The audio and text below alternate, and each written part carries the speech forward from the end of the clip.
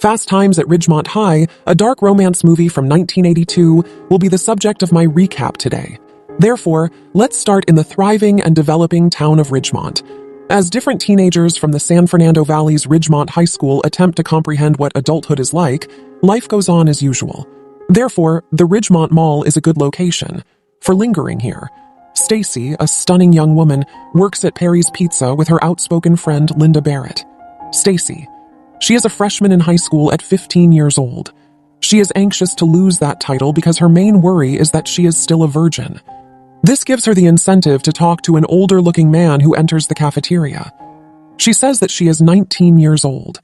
The man, Ron Johnson, who is in his final 20 seconds, is intrigued by this. The friendly and soft-spoken movie theater is located across from the pizza shop.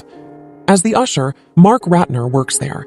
Mike Damone, his closest friend and confidant, is the total opposite of him. He is quick to prove his popularity to the younger kids on the side because he thinks he is the chic magnet.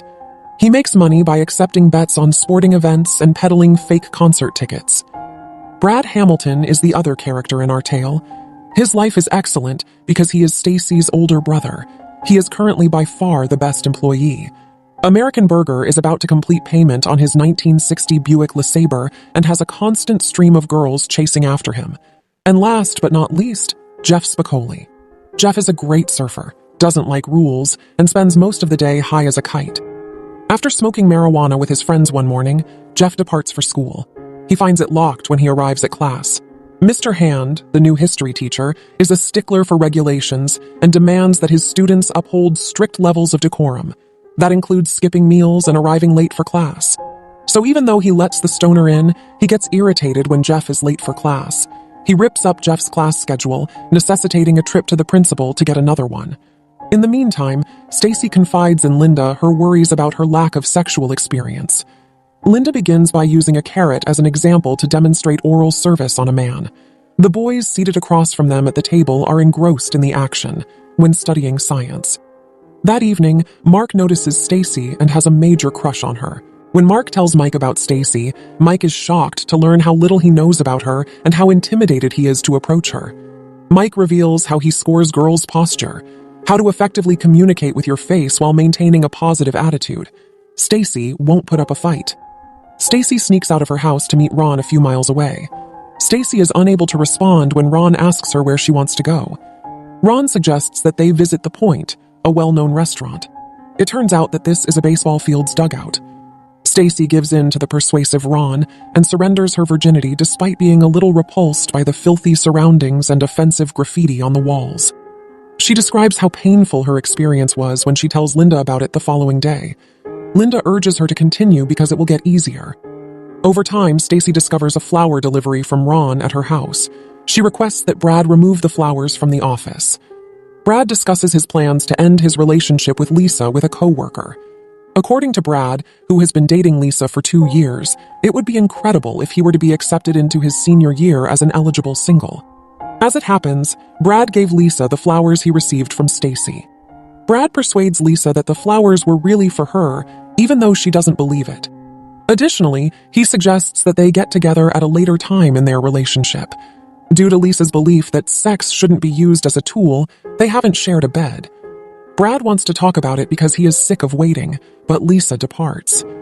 A short while later, Brad receives a call from a coworker who has burned the hamburgers at the school.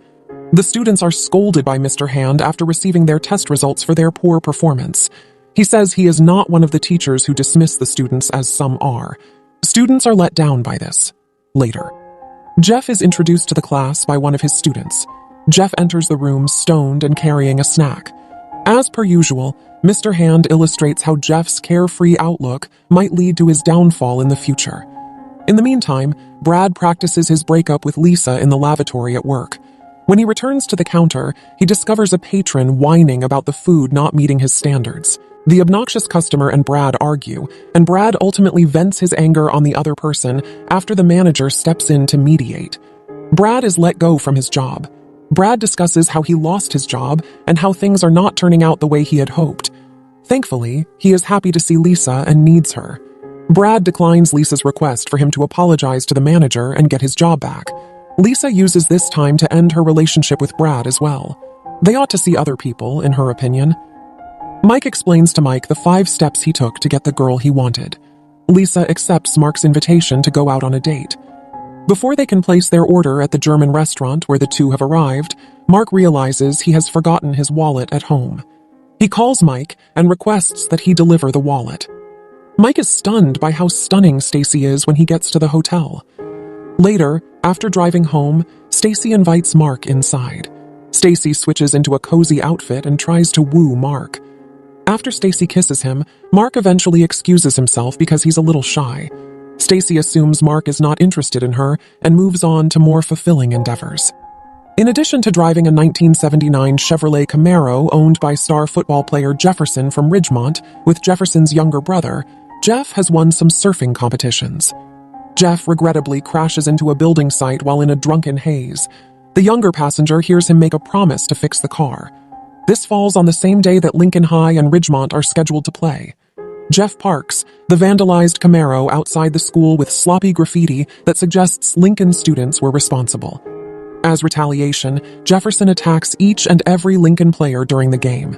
A few days later, Stacy and Lisa are relaxing by her pool and talking about sex. They are joined by Mike and Mark, and everyone has a great time. Brad, who is now working a terrible job at Captain Hook Fish and Chips, enters the group and is irritated. Brad notices Lisa and her beauty inside the home. He begins to fantasize about her approaching him, which prompts him to start making love to himself in the lavatory. A short while later, Lisa walks in on Brad self-juicing as she enters the toilet. It would be an understatement to say that Brad is frustrated. A classroom. Mike begins to stealthily approach Stacy. Stacy envisions herself dating Mike and thinks the two would get along well. He's the subject of her fantasies in Mr. Hahn's class. When Jeff has pizza delivered to the class, Mr. Hand has a few issues to be concerned about. Jeff is shocked as Hand takes the pizza and distributes it to the other students. Stacy approaches Mike after school and extends an invitation to visit her. When Mike indicates a desire to go swimming, Stacy gets dressed and leads Mike to the shed. She aids him in locating a pair of swimming trunks that are stored in the shed. She charms Mike subtly, and the two quickly disrobe. Stacy is thrilled because she thinks the frank Mike will be beneficial to her. Sadly, Mike begins to climax as soon as he enters. Stacy becomes frustrated by this, especially after Mike immediately departs. She tells Linda the following day that Mike stayed in bed for a long time, but it is obvious that she is frustrated. Shortly after, Mike begins to ignore Stacy, which causes Stacy to feel taken advantage of. Before it even starts, Brad's time at Captain Hook is over. When a woman laughs at his ridiculous hat, he despises his uniform, the customers, and the food they are served. Brad doesn't require 2 reminders. A few weeks later, Mike is confronted by Stacy. She wants to have an abortion because she is pregnant. She despises it when Mike implies that she tricked him into following her, but she needs Mike to deliver. He's hoping to raise half the cost and provide transportation for her to the clinic. After Mike refuses to give him his share of the money, Stacy asks Brad for a ride.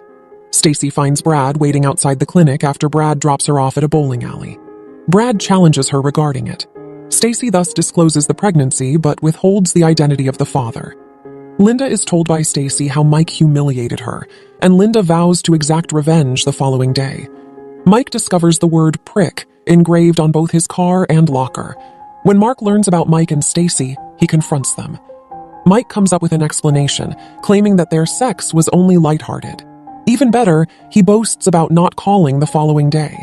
If the coach hadn't intervened, the two friends' argument might have escalated into a physical altercation. Take a trip to the mortuary, where their science teacher demonstrates a dead body to the students. This upsets Stacy, and Mark comes over to comfort her. Students take their final exams as the school year comes to an end. Although Jeff is eager to go to the school dance, Mr. Hand visits him at home. In order for him to graduate by the end of the session, he must pay back the 8 hours of school he missed. Each of the men has grown to respect the other. Mike apologizes for being a bad friend to Mark at the dance. Linda, who wants to break up with her boyfriend because he is not available, is comforted by Stacy. Mark and Stacy rekindle their romance. When Jeff requests to use the lavatory, Brad is working at Mart, where Jeff is doing his shopping. A few seconds later, a robber with a weapon enters and demands cash. Fortunately, Jeff returns, and the two successfully subdue the robber. In a sequel, Brad takes over as manager of the shop. While saving someone from drowning, Jeff fritters away his money on a band Mike is found to be selling. Mr. Hand is selling the tickets and believes that everyone uses marijuana, and the movie ends here. Thank you for joining me as we explored the world of Fast Times at Ridgemont High. I hope this video has brought back fond memories of the movie, or perhaps even introduced you to it for the first time. As we discussed the ups and downs of adolescence, the highs and lows of young love, and the challenges of growing up, I couldn't help but feel a wave of nostalgia wash over me.